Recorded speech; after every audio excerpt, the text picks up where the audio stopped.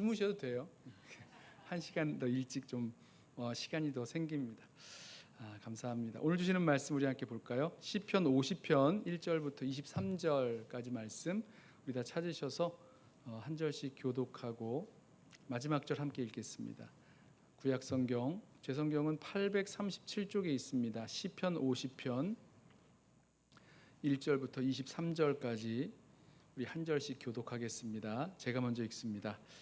전능하시니 여호와 하나님께서 말씀하사 해 돋는 데서부터 지는 데까지 세상을 부르셨도다.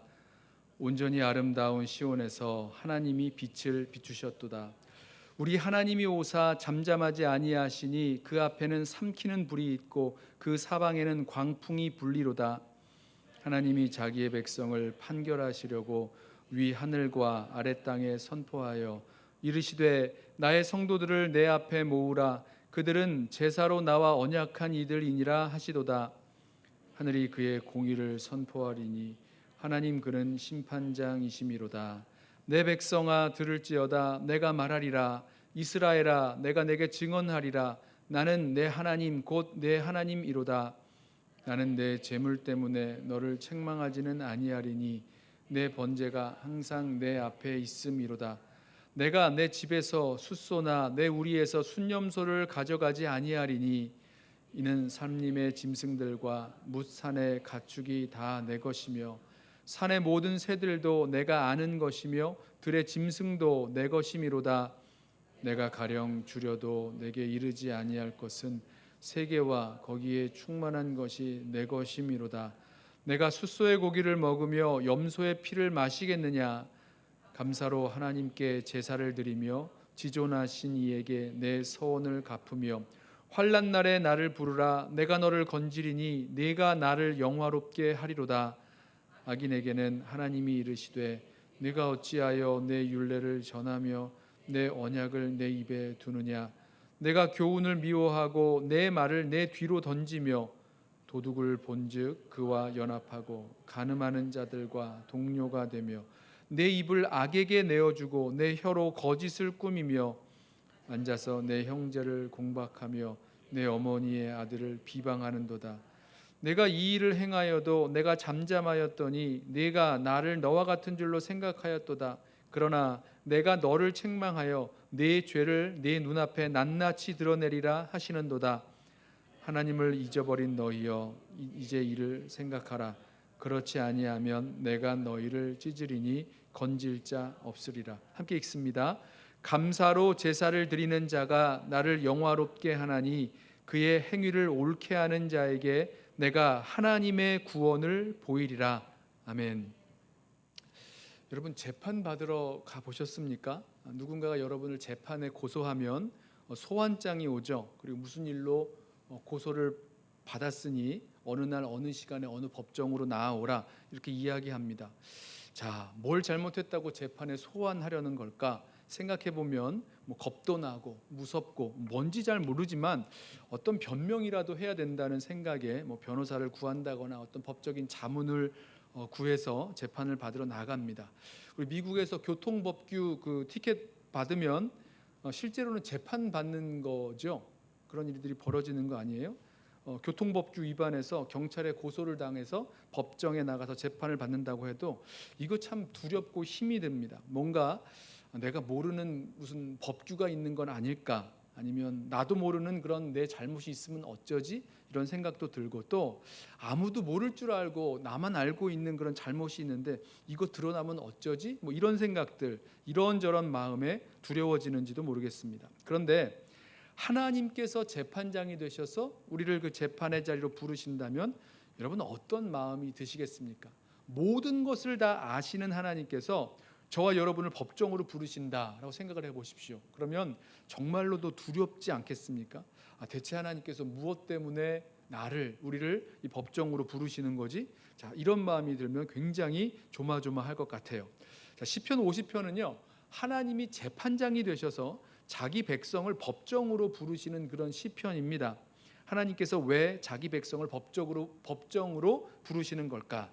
자, 이 시편의 이 재판의 내용을 말하기 전에 먼저 이 시편은요 그 재판을 이렇게 하는 그 법정을 준비하는 그 이야기로부터 시작을 합니다. 하나님께서 이 재판의 증인이 될 사람들을 부르시고 그리고 재판장이신 하나님이 등장하는 것부터 이 시편이 시작됩니다. 1절 보실까요? 전능하시니 여호와 하나님께서 말씀하사 해 돋는 데서부터 지는 데까지 세상을 부르셨도다. 자, 여기서의 부르심은 말씀드린 대로 법정으로의 부르심이죠. 누구도 거부할 수 없는 부르심입니다. 해 돋는 데부터 해 지는 데까지 모든 세상을 불러서 하나님께서 지금 자기 백성을 꾸짖어 돌아오게 하시는 그런 법정의 증인이 되게 하십니다. 그리고 나서 이 법정으로 하나님께서 들어오시죠. 2절 볼까요? 온전히 아름다운 시온에서 하나님이 빛을 비추셨도다. 우리 하나님이 오사 잠잠하지 아니하시니 그 앞에는 삼키는 불이 있고 그 사방에는 광풍이 불리로다. 지금 하나님께서 나타나시는, 임재하시는 그 장면을 그려주고 있죠. 하나님이 빛으로 나타나십니다. 빛이 어둠 가운데 임한다, 이런 것들, 빛이 비추었다, 이런 하나님의 임재를 나타내는 그런 표현이죠. 상징합니다. 시온에서 하나님이 빛을 비추셨다. 자, 이 무슨 말씀이냐면요, 하나님이 지금 시온에 임재하여 들어오신다라는 것입니다. 그리고 시온이 재판 자리가 되는 거예요. 여러분, 시온이 어디입니까? 시온, 예루살렘 성전이 있는 곳이 시온이잖아요. 이스라엘 백성이 하나님께 나와서 예배하고 제사하는 곳, 이곳이 바로 시온입니다. 그래서 이 시편학자들이 뭐라고 이야기하냐면 시편 50편을요 이스라엘 백성의 언약 갱신 축제 때 사용된 시편으로 보기도 합니다. 신명기 31장에 이런 말씀이 있어요. 모세가 그들에게 명령하여 이르기를 매 7년 끝해 곧 면제년의 초막절에 온 이스라엘이 내 하나님 여호와 앞 그가 택하신 곳에 모일 때에 이 율법을 낭독하여 온 이스라엘에게 듣게 할지니, 이어지는 말씀을 보면 그렇게 하나님 앞에서 언약을 갱신할 수 있는 그런 시간이 있다는 거죠. 이때 사용된 시편으로 보기도 합니다. 그날 원래는 제일 처음에 이스라엘 백성과 언약을 맺으신 그 시내산에 임하셨던 하나님께서 이제 시온산, 여러분 시내산은 어디죠?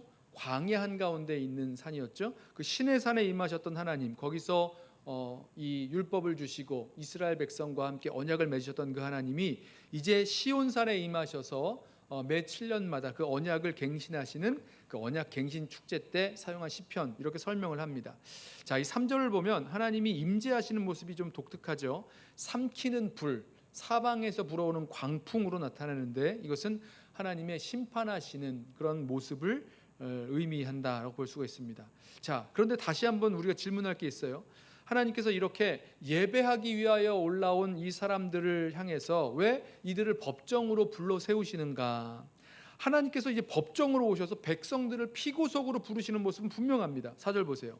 하나님이 자기의 백성을 판결하시려고 위하늘과 아랫 땅에 선포하여 이르시되 나의 성도들을 내 앞에 모으라. 그들은 제사로 나와 언약한 이들이니라 하시도다. 자, 하나님께서 자기 백성을 판결하시려고 나의 성도들을 내 앞에 모으라 말씀하셨다는 겁니다. 그리고 하나님과 이 사람들 사이에서는, 이 백성들 사이에서는 언약이 있었다는 거죠. 그것이 이제 문제가 되는 것 같아요. 하나님과 하나님의 백성이 이렇게 법정에 서게 됩니다.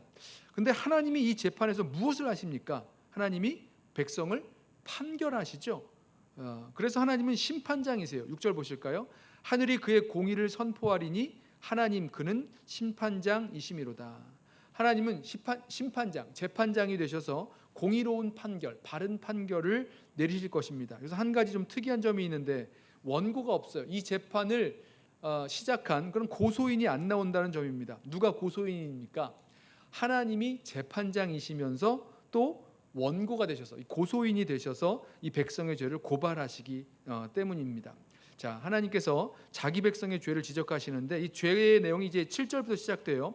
두 가지 내용이 나옵니다. 먼저 7절부터 15절까지는 이 백성들의 그런 형식적인 예배에 대해서 고발하시고, 그다음에 16절부터 23절까지는요 이 백성의 형식적인 순종, 형식적인 순종은 사실은 불순종인 거죠. 이걸 고발하십니다. 자, 먼저 7절부터 이들의 형식적인 예배에 대한 그 고발을 좀 들어보시죠. 7절 말씀 들어보세요. 내 백성아 들을지어다. 내가 말하리라. 이스라엘아 내가 내게 증언하리라. 나는 하나님 곧 내 하나님이로다. 나는 내 재물 때문에 너를 책망하지는 아니하리니 내 번제가 항상 내 앞에 있음이로다. 자, 내 백성아 들을지어다. 이 말은요, 뭐 주목을 요청하는 말이 맞습니다만은 동시에 순종에 대한 것을 암시하고 있습니다. 뭐 이스라엘 그 히브리 말에는 듣는다는 말과 순종한다는 말이 같은 말이에요. 우리 말도 그렇죠. 너 왜 이렇게 말을 안 듣니?라고 하면 이게 이제 그냥 귀로 듣는 걸 얘기하는 것만이 아니라 순종하는 거. 왜 말에 순종하지 않니? 이런 말이 되잖아요. 같은 의미입니다. 듣는다, 들어라라는 말씀은 그 순종에 대한 말씀을 의미하고 있는데, 자, 하나님이 말씀하세요. 뭐라고 말씀하시냐면 하나님께서 이스라엘 백성의 제물이나 뭐 제사 행위 때문에 책망하시는 것이 아니라고 하십니다. 그러니까 이스라엘 백성이 드린 번제가 항상 있었다고 말씀하세요. 그러니까 율법을 따라 이스라엘 백성이 율법을 보면 하루에 2번씩 아침과 저녁으로 드리는 상번제가 있어요. 그러니까 항상 드려야 하는 번제가 있습니다. 아침에 해 뜰 때, 저녁에 해질 때 상번제를 드렸다는 거예요. 빠지지 않았습니다. 매일매일 드리는 번제에 빠지지 않고 드렸다는 겁니다. 뿐만 아니라 뭐 이뿐이겠어요? 율법을 따라 드렸던 정기적인 제사들이 있죠. 매 달의 첫날, 뭐 음력입니다만은 그 음력 첫날에 드렸던 그 월삭이 있고요. 또 매 주의 마지막에 안식일, 또 그때도 이 제사들이죠. 그리고 정기적인 절기들, 유월절, 맥추절, 뭐 초막절, 장막 같은 말이죠. 그다음에 뭐 나팔절, 뭐 대속제일, 뭐 이런 데까지 계속해서 빠지지 않고 제사를 드렸을 것입니다. 그런데 하나님께서 이스라엘 백성의 그 제사, 예배에 대해서 책망하시는 이유는요, 제사를 안 드려서 뭐 이런 것이 아니라는 겁니다. 그들이 드린 제사에 문제가 있었기 때문에 지금 책망하시려는 거예요. 9절 말씀 보시죠. 내가 내 집에서 숫소나 내 우리에서 순염소를 가져가지 아니하리니 이는 삼림의 짐승들과 뭇산의 가축이 다 내 것이며 산의 모든 새들도 내가 아는 것이며 들의 짐승도 내 것이미로다. 내가 가령 줄여도 내게 이르지 아니할 것은 세계와 거기에 충만한 것이 내 것이미로다. 내가 숫소의 고기를 먹으며 염소의 피를 마시겠느냐? 여기서 이 제물을 말씀하실 때요, 숫소나 순년소를 드리는 거, 이거는요 일종의 값비싼 제물을 말합니다. 순양을 드린다. 여러분, 지금 우리가 예배할 때 한 사람마다 소 한 마리씩 잡아서 예배한다라고 생각해 보세요. 그러면 굉장히 큰 비용으로 예배하게 되는 걸 거예요. 자, 백성들은요 이 비싼 제물을 드리면 하나님께서 그걸 아시고 하나님 되게 좋아하실 거다, 이렇게 생각하고 기대했던 것 같습니다. 그러나 하나님은 그런 값비싼 제물을 원하시는 분이 아니세요. 뭐 비싸고 좋은 거니까 하나님께서 이야 너무너무 좋다 그러면서 얼씨구나 하고 그거 이렇게 가져가시는 분 아니시라는 겁니다. 왜 그렇습니까? 먼저는 하나님은 이미 그런 것들이 다 있으세요. 필요가 없으십니다. 이 땅의 모든 것들, 산림의 짐승, 뭐 산속에 있는 그런 가축들, 뭐 들에 있는 모든 짐승들 모두가 다 하나님 것이기 때문에 사실 이거 필요가 없다는 겁니다. 그리고 이 사람들이 생각하는 대로, 물론 잘못된 생각입니다만, 하나님이 너무너무 배가 고픈 하나님이셔서 먹을 것을 찾으시기에 야 우리가 먹을 것을 좀 갖다 드리면 하나님이 좋아하실 것 같다라고 생각하는데, 이미 세상에 충만한 그 모든 고기가 다 하나님 것인데 뭘 드릴 게 있냐는 거예요. 여러분 이해되시죠? 필요가 없다는 겁니다. 우리가 드린 그 좋은 재물, 그것보다 더 좋고 많은 것들이 다 하나님의 것이기 때문입니다. 마치 이런 거예요. 하나님이 돈이 너무 없으셔서 우리가 좀 하나님께 돈을 드리면 하나님이 좋아하실 거다, 이렇게 생각하고는 헌금을 많이 드린다는 것, 이건 말도 안 된다는 거죠. 우리가 정말 있는 돈 없는 돈 다 모아서 뭐 10,000불, 뭐 100,000불, 100,000불, 뭐 1,000,000불 뭐 이렇게 드린다고 해도 하나님은 그것과 비교할 수 없을 정도로 이 세상 모든 것, 뭐 빌리언, 트릴리언, 그거보다 더 큰 것을 가지고 계신 분이시기 때문에 이거 필요치 않다라는 거예요. 다 하나님의 것입니다. 오늘 말씀 보면 반복되죠. 다 내 것이며 그것들도 내 것이며 저것들도 내 것이미로다. 하나님 그렇게 말씀하세요. 그런 하나님에게 예배할 때에 우리가 뭔가 하나님께 좀 좋은 것 드리면 하나님이 기뻐하시겠지? 뭐 이런 식으로 생각하고 접근했다라는 겁니다. 그리고 결정적으로 하나님은 영이시기에 그 제물의 고기나 뭐 피를 먹고 마실 분이 아니시기 때문입니다. 물으시죠. 내가 숫소의 고기를 먹으며 염소의 피를 마시겠느냐? 아니죠. 영이신 하나님은 그런 물질적인 것이 필요한 분이 아니십니다. 자, 비싼 것으로 제물을 드리면 하나님 좋아하시리라는 생각. 그래서 하나님이 무엇이 필요하시기 때문에 우리가 이렇게 제물을 드리고 그것을 기뻐하실 것이라는 것, 이거 착각인 거죠. 이런 생각은 사실 이 이방신들, 우상을 섬기는 사람들이 생각하는 제사의 원형입니다. 이렇게 정성스럽게 값비싼 것, 좋은 것으로 아주 정성을 다해서 제사하면 하나님이 뭔가를 주실 거야. 우리 우상이, 우리의 신이 우리에게 뭔가를 줄 거야. 우린 받아낼 수 있어. 이러면서 내가 원하는 대로 하나님을 조종할 수 있다는 이유에서 제사에, 예배에 목숨 걸고 나아가는 그런 모습이 있다라는 거죠. 그것을 하나님 말씀하십니다. 하나님은 이런 의도로 드리는 제사를요, 책망하세요. 그런 제사 필요 없다라고 말씀하십니다. 그런 거는요, 뇌물 좋아하는 사람에게는 적용될 수 있어요. 이방 우상에게는 그것이 먹힐 수 있습니다만은 하나님은 그런 제사를 원하지 않으세요. 하나님이 원하시는 제사는 따로 있는데 그것이 무엇이냐? 바로 14절입니다. 감사로 하나님께 제사를 드리며 지존하신 이에게 내 서원을 갚으며. 하나님이 원하시는 그 제사, 그 예배는요, 제사의 형식이나 아니면 제단에 올려놓는 그 제물의 값으로 달려있는 것이 아니라 제사를 드리는 사람의 그 마음과 중심, 태도에 달려있다는 겁니다. 감사로 드리는 제사, 우리 이 제사를 드리는 사람의 그 마음에서 우러나와서 드리는 감사로 드리는 제사가 하나님이 원하시는 제사의 본질이라는 거죠. 여러분, 그런데 어떻게 우리 마음에서 그 감사의 제사가 나올 수 있습니까? 어디서 우리가 하나님을 향한 진정한 감사가 나옵니까? 죄로 말미암아 죽을 수밖에 없는 우리를 위해서 베푸신 하나님의 구원의 은혜가 얼마나 큰지, 우리가 얼마나 심히 죄인 되었는지, 그러나 하나님의 구원의 은혜와 사랑이 얼마나 컸는지, 이걸 알기 시작하면 거기에서 진정한 감사가 나올 수 있는 거죠. 세상을 창조하시고 여전히 다스리시고 운행하시며 인도하시는 하나님의 그 역사하심이 얼마나 큰지, 이런 것들이요, 이런 것들을 마음 깊이 알 수 있을 때만 하나님께 진정으로 감사하며 예배하고 제사할 수 있다는 것입니다. 이런 것 아니면 감사일 수가 없는 거죠. 감사 역시 어떤 의미에서는 입에 붙은 말로서의 감사가 될 수도 있고요, 하나님과 또 다른 거래 같은 의미에서의 감사가 될 수 있습니다. 여기 말씀 보면 지존하신 이에게 서원을 갚으며 라고 말하죠. 이 서원은 보통 하나님의 도우심을 구하면서 하나님의 도우심을 받기 위해서 하나님께 하는 자발적인 약속을 말합니다. 하나님, 이렇게 해주시면 제가 이러저러하게 하겠습니다라는 그런 약속을 말해요. 물론 하나님께서 이렇게 베풀어 주신 은혜에 대해서 감사하기 때문에 한 약속도 이 서원이 될 수 있는데요, 여기 보면 서원을 갚는다라고 했잖아요. 그러니까 어려운 상황이 먼저 있었고 그 가운데 하나님의 도우심을 구하면서 기도하는 겁니다. 하나님, 만약 이 위기에서, 이 어려운 상황에서 저를 건져주시고 구원해 주시면 저는 공개적으로 하나님께서 나를 구원해 주셨다, 하나님이 역사하셨다, 이런 것을 선포하겠습니다. 제가 증인이 되겠습니다. 이렇게 했다라는 거예요, 가정을 하면. 그래서 15절 말씀 보세요. 환난 날에 나를 부르라. 내가 너를 건지리니 내가 나를 영화롭게 하리로다. 어떻게 하라고요? 환난 날에 나를 부르라 말씀하십니다. 자, 어떻게 감사로 제사를 드리게 되는지 여러분 그림이 보이지 않으세요? 이렇게 되는 겁니다. 환난 날에, 어려운 시간에, 정말 내 힘으로 어떻게 할 수 없는 정말 어렵고 힘든 일이 닥쳤어요. 그 환난 날에 하나님을 의지하고 하나님의 구원을 바라보면서 기도로 나아가는 겁니다. 서원하면서 기도했어요. 그랬더니 하나님께서 그 기도를 들으시고 구원하여 주셨어요.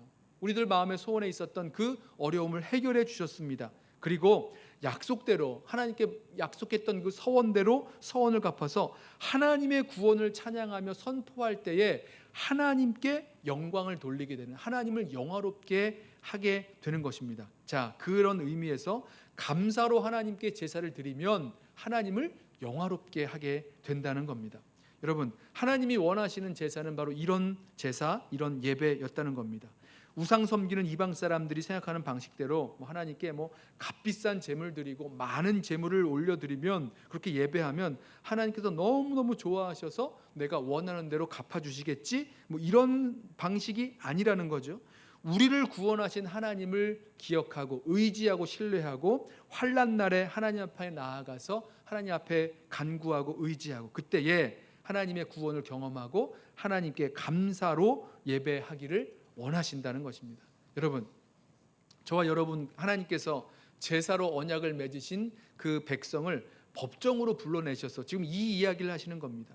그들의 잘못을 책망하시고 고치기 원하시는데요, 그 첫 번째 죄목이요, 형식적인 예배라는 겁니다. 예배를 드리면 된다라는 생각에 뭔가 어떤 의미에서 막 의무감으로 내가 예배 드리면 됐지 뭐 이런 마음으로 의무감으로 예배를 드린다거나, 아니면 내가 제물을 많이 드리면 하나님께서 뭐 예물을 많이 드리면, 헌금을 많이 하면 뭐 소원을 이루어 주신다는 그런 생각에서 또 하나님을 조종하려는 마음에서 이런 예배나 제사가 아니라는 거죠. 자, 저와 여러분의 그런 예배 가운데에도 여러분 이런 모습은 있지 않습니까? 우리의 뭐 개인적인 예배뿐만 아니라 우리 교회 공동체 전체 예배 가운데도 우리의 하나님을 향한 진정한 감사, 하나님의 구원하심에 대한 진정한 감사가 없어요. 그런 경험도 없고 그런 마음도 없고 그런 소원도 없고 그런 마음은 다 잃어버린 채 그냥 예배드리는 것을 하나님을 향한 의무를 감당한다는 의미에서 예배를, 뭐 이런 표현 좀 이상한데, 예배를 해치워 버린다거나 아니면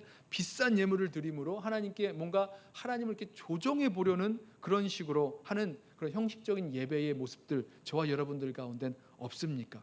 하나님께서 이런 것을 부르셔서 책망하신다는 거예요. 그리고 우리에게 진정으로 하나님께 감사로 제사, 구원에 대한 감사죠, 그 감사로 예배하는 저와 여러분 되기를 주님은 원하고 계십니다. 그 말씀하고 계시는 거죠. 자, 두 번째로 자기 백성을 법정으로 불러 책망하시는 내용은요, 형식적인 순종, 사실은 불순종이죠. 말로만 순종하지 실제로는 불순종하는 자들을 향해 경고하십니다. 16절 보세요. 악인에게는 하나님이 이르시되 내가 어찌하여 내 율례를 전하며 내 언약을 내 입에 두느냐, 내가 교훈을 미워하고 내 말을 내 뒤로 던지며. 자, 여기 지금 악인이라고 부르고 있는데요, 이 악인은요, 그 입술로 하나님의 법을 말하고 언약을 말하는 사람입니다. 자, 이런 사람이 누구겠어요? 지금 시온산에서 하나님께 나와서 예배하는 백성들 가운데 있을 사람입니다. 뭐 저기 저 멀리 뭐 이방인들에게, 죄인들에게 속해 있는 사람이 아니에요. 그 입술에서 하나님의 법을 말하고 하나님의 언약을 말하는 사람이라는 겁니다. 여기 보면 내 율례를 전하며 라고 하는 것을 보면 율법을 누군가에게 가르치기까지 할 만한 사람이라는 거예요. 그러나 실제로는 이들이 하나님의 교훈을 미워합니다. 하나님의 교훈을 미워하고 하나님 말씀을 몰라 이러면서 뒤로 내던져 버렸어요. 그래서 하나님이 이들을 악인이라고 부르시는 겁니다. 이렇게 입으로는 하나님의 법을 말하고 고백하고 가르치면서도 실제 생활에서는 하나님의 교훈을 싫어해서 뒤로 휙 던져버리는 사람들, 그런 사람들이 있을 수 있습니까? 없습니까? 있죠. 있어요. 있기 때문에 지금 하나님 말씀하시는 거죠. 이사야서 29장 13절에도 이스라엘 백성을 향해서 하나님이 이렇게 말씀하세요. 이 백성이 입으로는 나를 가까이하며 입술로는 나를 공경하나 그들의 마음은 내게서 멀리 떠났으니 그들이 나를 경외함은 사람의 계명으로 가르침을 받았을 뿐이라. 여기 뒷부분에 그들이 나를 경외한다라는 말을요, 어떻게 이렇게 세 번역이 어떻게 번역을 했냐면, 그들이 나를 경외한다는 말은 다만 들은 말을 흉내내는 것일 뿐이다, 이렇게 번역을 했습니다. 여러분 이해되세요?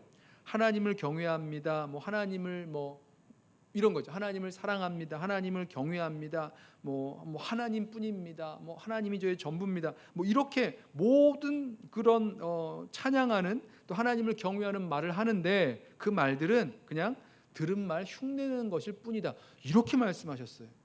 여러분 이런 모습이 우리들 가운데도 있을 수 있다는 것입니다. 겉으로 사람들이 듣기에는 하나님을 경외하고 또 말씀대로 살려고 애쓰는 것처럼 말하지만 실상 그들의 마음은 하나님으로부터 멀리 떠나 있다라고 말씀하는 겁니다. 그리고요, 이런 사람들, 말로만 하나님 가까이하고 말로만 하나님 경외하는 사람들의 실제 모습은요, 불순종입니다. 불순종이에요. 18절부터 보세요. 도둑을 본즉 그와 연합하고 간음하는 자들과 동료가 되며 내 입을 악에게 내어주고 내 혀로 거짓을 꾸미며 앉아서 내 형제를 공박하며 내 어머니의 아들을 비방하는도다. 자, 이 사람들이 선택한 행동을 보세요. 간음하지 말라 7계명이죠. 도둑질하지 말라 8계명, 거짓 증언하지 말라 9계명. 줄줄이 하나님 계명을 알고도 도둑과 연합하고 간음하는 자와 친구가 되고, 친구가 돼서 같이 간음했다는 거예요. 거짓말을 꾸며내고 형제와 친척을 비방하기까지 했다, 이렇게 말씀합니다. 그들이 선택한 행동은요, 불순종이라는 거죠. 21절, 내가 이 일을 행하여도 내가 잠잠하였더니 네가 나를 너와 같은 줄로 생각하였도다. 그러나 내가 너를 책망하여 내 죄를 네 눈앞에 낱낱이 드러내리라 하시는도다. 악인들이 하나님이 자기랑 비슷하다고 생각했대요. 그래서 하나님이 내가 이런 죄를 지어도 별로 그렇게 상관하지 않나 보다 생각하면서 마음이 원하는 대로 죄를 짓습니다. 말씀드렸던 대로 도둑과 연합하고 간음하는 자들과 친구가 되고 거짓을 꾸며내고 형제와 친척들을 이렇게 비방하는 그런 말들을 하고 이런 말들을 하면서 비슷비슷하게 다들 죄를 짓고 살았어요. 하지만 이것도 오해죠. 하나님은 죄를 책망하시고 죄를 드러내시겠다라고 말씀합니다. 그 죄를 드러내실 때가 오는 거예요. 자, 이렇게 하나님을 오해하면서 불순종하고 죄 가운데 있는 사람들을 하나님은 뭐라고 부르시냐면 하나님을 잊어버린 너희여라고 부르십니다. 22절, 하나님을 잊어버린 너희여 이제 이를 생각하라. 그렇지 아니하면 내가 너희를 찢으리니 건질 자 없으리라. 앞에서 처음에, 그러니까 이제 두 번째 그 죄목에서 처음에 악인으로 불렸던 사람들, 입으로는 하나님 이렇게 말씀을 말하지만 실제로는 하나님 말씀에 불순종하는 사람들, 이 사람들을요 하나님을 잊어버린 너희라고 부르십니다. 누구요? 하나님을 잊어버린 너희. 무슨 말씀이냐면 입으로는 하나님 주님 하면서 하나님의 말씀 하나님의 뜻 이런 일들을 이야기하지만 실제로는 하나님을 잊어버리고 산다는 거예요. 하나님 잊어버리고 살아가는 겁니다. 그러니까 하나님께서 뭐라 그러시냐면 하나님을 잊어버린 너희여라고 부르세요. 하나님을 하나님으로 하나님의 하나님 되심을 우리 삶에서 인정하지 않고 살아가면 하나님 잊은 사람으로밖에 살 수 없는 겁니다. 여러분 보세요. 하나님께서 이것처럼 형식적으로 예배하는 사람, 또 형식적으로 순종하는 사람, 그러니까 남 보기에 형식적으로 순종하는 사람들, 그런 사람들을 불러다가 법정에 세우시고 그 실상을 드러내어 책망하십니다. 만약에 하나님께서 저와 여러분을 부르셔서 우리의 그 형식적인 것들, 그러니까 다른 사람들 눈에 보이는 것들, 그 이면에 있는 실체를 드러내어 책망하신다면 무엇을 책망하실까요? 무엇을 드러내려 하실까요? 오늘 말씀에 나오는 것처럼 우리의 예배가 형식적인 예배, 그러니까 우리의 정말로 중심으로 우리의 마음을 다해서 드리는 감사의 그 예배가 아닌 채 형식적인 예배를 드린다거나 아니면 형식적으로 순종, 그러니까 입술로만 순종하는 거죠. 실제로는 하나님을 잊고 사는 삶, 이런 것들과 거의 비슷하지 않을까요? 자, 그들에게 경고하시는 겁니다. 이제 이를 생각하라. 이거 생각해 보라는 겁니다. 그럼 뭘 생각하는 거죠? 그렇게 하나님 잊어버리고 입술로만 하나님 부르고 살면 하나님 말씀 그러면 그렇게 살면서 하나님께 불순종하면 하나님께서 찢어버리겠다라고 말씀하십니다. 무섭죠? 사자가 입으로 먹이를 찢는 그 동사를 사용합니다. 그러니까 하나님의 심판이죠. 하나님이 사자처럼 달려들어서 이 사람들을 이렇게 불순종하는 사람들, 또 입으로만 순종하는 사람들을 찢어버리겠다라고 하셨습니다. 자, 이 경고의 말씀을 들은 사람이라면 정신 바짝 차리고 내가 정말 입술로만 하나님 불렀지 순종하면서 살지 않았노라고 하나님 앞에 철저하게 회개하고 돌이켜서 정말 모든 일에 하나님을 기억하고 하나님께 순종하면서 살아가게 될 것입니다. 즉 그러길 원하시기 때문에 이렇게 백성들을 법정으로 불러 책망하셨다는 겁니다. 자, 오늘 말씀을 통해서 우리 한번 좀 생각을 해보시죠. 하나님의 백성을 법정으로 불러서 책망하시고 있는 그 내용들, 먼저는 우리를 구원하신 하나님을 향한 그런 진정한 예배, 마음이 없는 형식적인 예배를 드렸기 때문에, 또 비싼 제물로 아니면 예배의 그런 형식 이런 것들을 가지고 뭔가 하나님을 만족시키고 하나님을 조종해 보려는 그런 예배자들의 그런 술수, 이런 것들을 향한 경고였죠. 그리고 두 번째로는 입술로만 하나님 운운하면서 형식적으로는 순종하지만 실제로는 불순종하고 죄를 탐하고 살아가는 그 죄짓고 사는 백성들을 향한 경고였습니다. 한 가지는 우리의 예배에서, 또 다른 한 가지는 우리의 삶에서 형식적인 모습으로 죄 가운데 있는 그 백성들에게 하나님은 분명한 경고의 말씀을 주셨다는 거죠. 23절, 감사로 제사를 드리는 자가 나를 영화롭게 하나니 그의 행위를 옳게 하는 자에게 내가 하나님의 구원을 보이리라. 하나님께 드리는 제사, 예배의 본질은 우리 마음에서 우러나오는 하나님의 구원을 향한 감사에 담겨 있고요. 또 우리 삶에서 하나님을 잊어버리지 않고 그 음성에 순종하는 백성에게 하나님의 구원을 보이실 것입니다. 하나님께서 우리를 법정으로 부르셔서 우리가 보여주는 그 형식적인 모습 말고 진짜 우리의 그 속모습들, 우리 내면의 모습들을 드러내어 책망하신다면 무엇을 말씀하실까? 정말 우리 삶에서 마음으로 하나님께 올려드려지는 그런 진정한 예배, 또 그런 진정한 예배가 우리 삶으로 이어져서 모든 삶에서 하나님을 인정하며 그 말씀에 즉시 순종하며 살아갈 수 있는 그런 진정한 삶의 예배자들 되시기를 예수님의 이름으로 부탁하며 축원합니다. 우리 함께 찬양하고 기도하겠는데요. 마음의 예배